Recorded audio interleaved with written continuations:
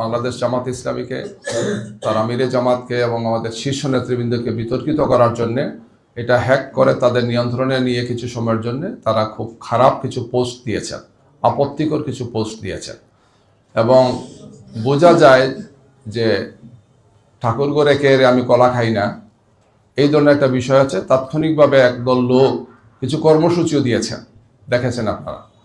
আমাদের গভীর আশঙ্কা যে এগুলোর সাথে বিশেষ একটি দল বা তাদের সাইবার টিমের কিছু চক্রান্ত এবং ষড়যন্ত্রকারী ব্যক্তিরা জড়িত আছেন, আমরা সেটা মনে করছি। গিয়ে আমরা এই বিষয়ে পদক্ষেপ নিয়েছি, আমরা বিবৃতি দিয়েছি, বক্তব্য দিয়েছি যে আমিরে জামাতের টুইটার অ্যাকাউন্ট হ্যাকড হয়েছে এবং এই ধরনের অপপ্রচার চালানো হচ্ছে জামাত ইসলামের শীর্ষ নেতৃবৃন্দের বিরুদ্ধে, জামাত ইসলামের বিরুদ্ধে। এবং আমরা এই ব্যাপারে রাত্রেই থানাতে আমরা জিডি করেছি, জেনারেল ডায়েরি করেছি। আজকে আপনাদের সামনে কথাগুলো আমরা বলছি।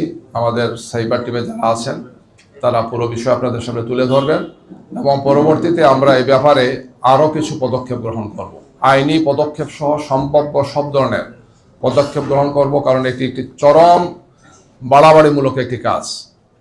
একটি দলের শীর্ষ নেতৃবৃন্দকে, বিশেষ করে আমিরে জামাত সহ আমাদের কেন্দ্রীয় এবং শীর্ষ নেতৃবৃন্দকে বিতর্কিত করা, জামাত ইসলামের ভাবমর্যাদাকে ক্ষুণ্ণ করা, একটি মারাত্মক ধরনের অপপ্রয়াস আমরা দেখতে পাচ্ছি।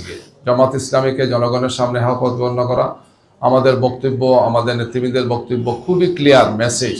আমরা নারীদের প্রতি, মহিলাদের প্রতি, দেশের প্রতি, দেশের স্বাধীনতার প্রতি আমাদের সম্মান এবং মর্যাদার জায়গা খুবই স্পষ্ট। আমাদের আমিরে জামাত এই বিষয়গুলো অত্যন্ত সুন্দরভাবে, সাবলীলভাবে বারবার তুলে ধরছেন।